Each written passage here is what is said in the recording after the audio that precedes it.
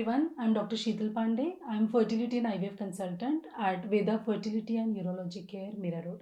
So today we are going to talk about PCOS, polycystic ovary syndrome. It is very common nowadays. We get many young girls and women with polycystic ovary syndrome at our clinic. They come with the commonest symptom of weight gain, irregular menses, sometimes abnormal facial hair growth, sometimes blackening at the nape of the neck, and facial pigmentations. ये सारे common symptoms हैं PCOS के जो patients में पाए जाते हैं। अब ये पीसीओएस क्या है? What is exactly PCOS? PCOS एक तरह की जेनेटिक, कहें तो गलत नहीं होगा, जेनेटिक ही कंडीशन है। जेनेटिक इम्प्लीकेशन की वजह से पेशेंट्स के जीन में कुछ परिवर्तन होते हैं, जिस वजह से अगर हम सोनोग्राफिकली देखें तो उनकी अंडेदानी में सूजन आ जाती है। अंडेदानी मतलब ओवरी, जिन्हें हम या मेडिकली टर्म यूज़ करते हैं। अंडेदानी में सूजन का कारण होता है एक्सेसिव मात्रा में एंड फॉलिकल्स होना, जो सीड्स होते हैं वो बहुत ज़्यादा मात्रा में होते हैं, जिस वजह से अंडेदानी का आकार बढ़ जाता है। इसके साथ हार्मोनल बदलाव भी होने लगते हैं। अंडेदानी का आकार बढ़ना, अबनॉर्मल वेट गेन होना, उस पेशेंट की डाइट उतनी नहीं होगी जितना डिस्प्रपोर्शनेटली उनका वेट गेन होगा। वेट गेन की वजह से जो पेरिफेरल फैट होता है वो बढ़ा हुआ होता है, और जिसकी वजह से बेसिक हार्मोन्स में अबनॉर्मल चेंजेस होने लगते हैं। कौन से होते हैं ये हार्मोन्स? फास्टिंग इंसुलिन लेवल्स, भूखे पेट का इंसुलिन लेवल। हाँ, इंसुलिन को हम जनरली डायबिटीज से एसोसिएट करते हैं, बट पीसीओएस नाम की कंडीशन में भी भूखे पेट का इंसुलिन लेवल बढ़ा होता है, जिसकी वजह से हार्मोनल इश्यूज की शुरुआत होती है। सो पीसीओएस में अंडेदानी पे सूजन, वेट गेन, और उसके बाद बढ़ा हुआ फास्टिंग इंसुलिन। फास्टिंग इंसुलिन बढ़ा हुआ लेवल जो होता है by default serum testosterone levels को भी अपनी बेसिक मात्रा के कंपैरिजन में बढ़ा देता है। इन चीज़ों की वजह से अंडेदानी अपना काम ढंग से नहीं कर पाती, ओवरीज डिस्फंक्शन में चली जाती हैं। क्या होता है ये डिस्फंक्शन? टाइमली एग फॉर्मेशन ना होना, कई बार एग रिलीज ना होना, या एग फॉर्मेशन ही ना होना, जिसके परिणाम स्वरूप पेशेंट को टाइमली पीरियड्स नहीं आते हैं, और कुछ पेशेंट्स को पीरियड्स ही नहीं आते हैं, जिसके लिए वो अपने डॉक्टर की मदद लेते हैं। डॉक्टर द्वारा दी हुई दवा से कई लोगों को मेंसेस गेन करने पड़ते हैं। So this is what is PCOS in short. तो अब किसी पेशेंट को, क्या हर लेडी जिसे वेट गेन है और डिलेड मेंसेस आ रहे हैं उसे पीसीओएस होगा? नहीं, नॉट नेसेसरी। अदर कंडीशंस भी होती हैं जिनका सिमिलर प्रेजेंटेशन होता है, बट कॉमनेस्ट डिसीज जो पाई जाती है वो पीसीओएस है। You can imagine nearly 6 to 8% women, मतलब 100 में 6 से 8 महिलाओं में पॉलीसिस्टिक ओवरी सिंड्रोम पाया जाता है। अब हम एक्चुअली डायग्नोज कैसे करें कि किस पेशेंट को पीसीओएस है और किसे नहीं? सबसे पहला इम्पॉर्टेंट जो डायग्नोस्टिक टेस्ट होता है that is sonography.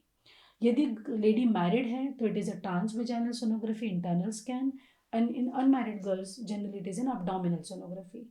Definitely transvaginal sonography is better diagnostic for PCOS. इस सोनोग्राफी हमें क्या देखने के लिए मिलता है?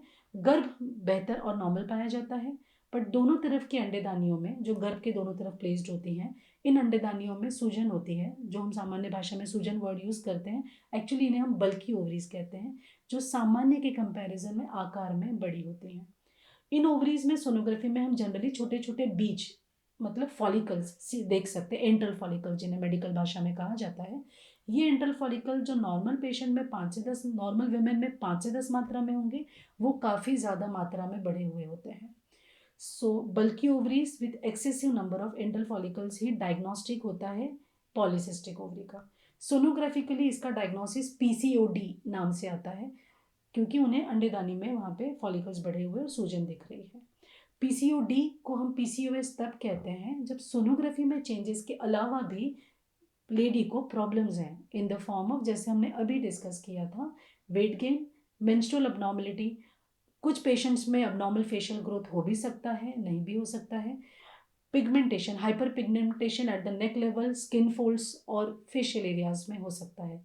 ये पर्टिकुलर सिम्टम जिन पेशेंट्स में होते हैं इन्हें पीसीओएस कहते हैं। S means symptoms, PCOD along with symptoms becomes PCOS. Sonographically हमने कंफर्म तो कर लिया कि पेशेंट को पॉलीसिस्टिक ओवरी है। अब ये हार्मोन्स डिरेंज्ड जो हैं, ये कितनी मात्रा में डिरेंज्ड हैं ये हमें कैसे पता चलेगा? ब्लड टेस्ट के आधार पर। सो पीरियड के सेकेंड या थर्ड डे हमें बेसिक ब्लड टेस्ट करने होते हैं जो एग फॉर्मेशन से रिलेटेड होते हैं, जो जनरली इन पेशेंट्स में डिरेंज हो जाते हैं। सो माहवारी के सेकेंड या third day FSH and LH नाम का ब्लड टेस्ट किया जाता है। FSH LH वो हॉर्मोन्स हैं जो नॉर्मल एग फॉर्मेशन के लिए रिस्पॉन्सिबल होते हैं। सो PCOS पेशेंट में जनरली FSH तो ठीक ठाक मात्रा में पाया जाता है, पर LH का वैल्यू बढ़ जाता है। LH हार्मोन की वैल्यू बड़ी होती है यदि, तो एग फॉर्मेशन में और रिलीज में दिक्कत जाती है। इसके अलावा थायराइड एंड प्रोलैक्टिन जैसे जो दो हार्मोन होते हैं, ये भी काफ़ी इंपॉर्टेंटली सपोर्टिव होते हैं फॉर टाइमली एग फॉर्मेशन। और पांचवें नंबर पे हमारा इंपॉर्टेंट हार्मोन आता है इंसुलिन।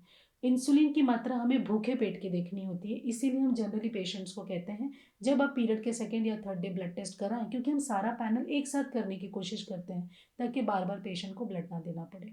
तो पीरियड के सेकेंड या थर्ड डे अंदाजन 8 से 10 घंटे का भूखा पेट रखते हुए, जहाँ पेशेंट पानी पी सकता है पर बाकी और कोई चीज़ों का सेवन नहीं करना है, भूखे पेट ब्लड टेस्ट देना है, जिसमें हमें इंसुलिन और शुगर की मात्रा देखनी है।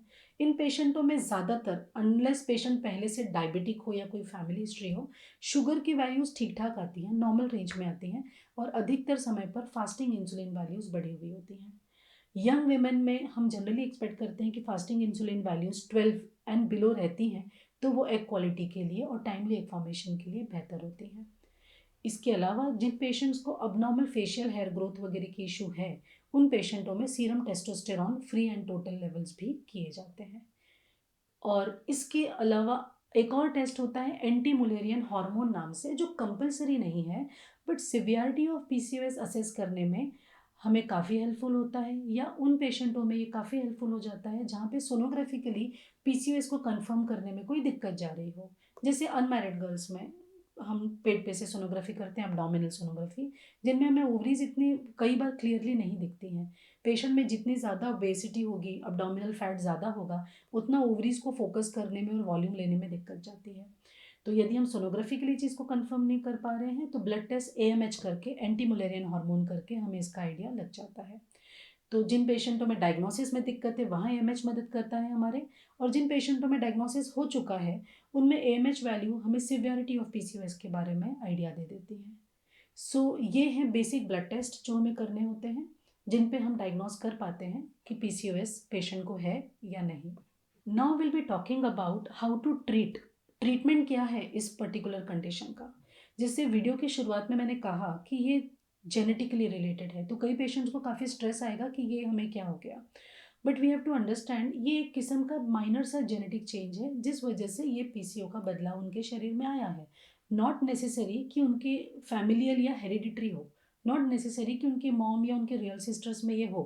कुछ पेशेंट्स में फैमिलियल हो सकता है, बट सभी में होना ये ज़रूरी नहीं है।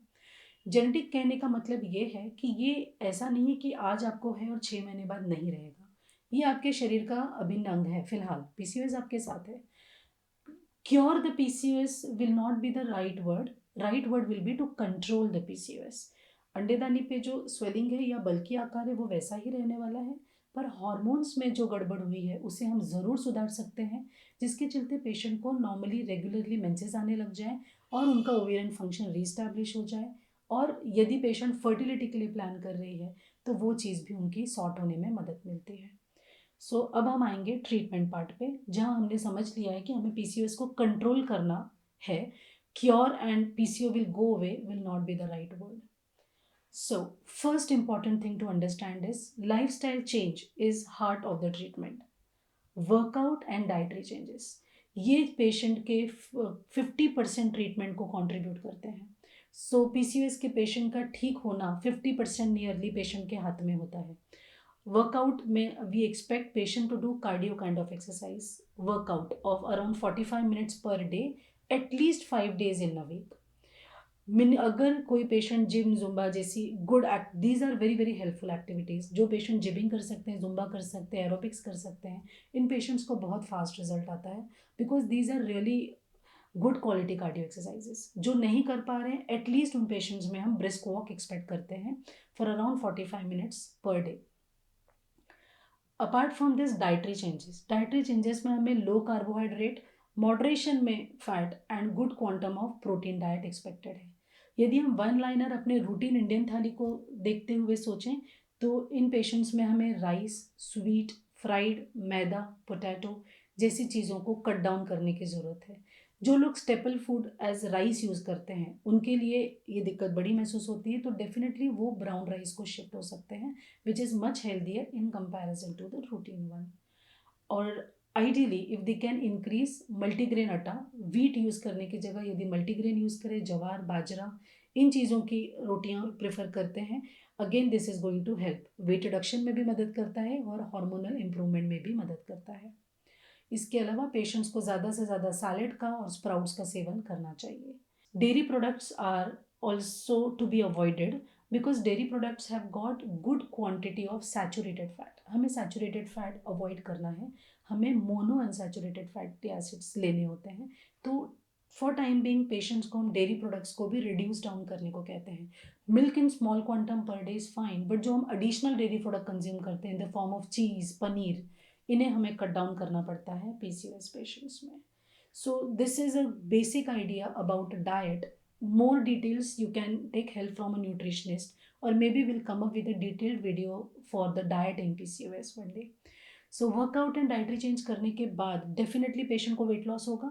It is medically proven that current weight के कंपैरिजन में 5% वेट लॉस करने पर पेशेंट के ovulatory cycles means ovaries better function करने लगते हैं, टाइमली एग फॉर्मेशन होने लगता है और एग क्वालिटी इंप्रूव हो जाती है। Now comes the medication part. Medicine point of view generally clinicians के पास आप जब जाएंगे तो हमारा focus again increase fasting insulin को कवर करना या फ्लक्चुएटिंग फास्टिंग इंसुलिन वैल्यूज को कवर करना होता है। सो मोस्टली जो मेडिसिन दी जाती हैं वो इंसुलिन सेंसिटाइजर्स होती हैं, जिसमें मोस्ट कॉमनली यूज सॉल्ट होता है myoinositol, which is a kind of nutrient which has got no side effect at all, no acidity, nothing. So myoinositol 2 to 4 gram of dosage में पेशेंट्स को दिया जाता है। और जिन पेशेंटों के सिग्निफिकेंट फास्टिंग इंसुलिन लेवल्स बढ़े हुए होते हैं उनमें मेटफॉर्मिन की भी मदद ली जाती है।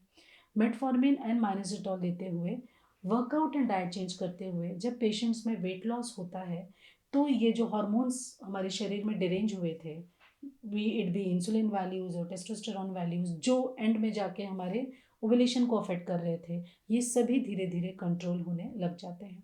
And nearly 70 to 80% patients will improve on to their menstrual cycles and egg quality. I would say that most of the patients will have an improved cycles. 5 to 10% patients can still be genetically such and severe PCOS that they do not respond much to these treatments in the form of menstrual cycle. Regular menses भले ही नहीं होंगे, but जो egg quality है over the time उनकी वो improve होने लग जाएगी। So when they will be planning fertility, it will definitely be of help. So we have to understand that PCOS is primarily related to a good lifestyle change by patient. If patient is doing that, patient has to get the result with the help of clinicians medicines. So this was all about PCOS in nutshell. So if you have any queries about PCOS or about this topic what I talked just now, you can put your queries in the comment section or mail us. We'll be happy to reply you. Thank you.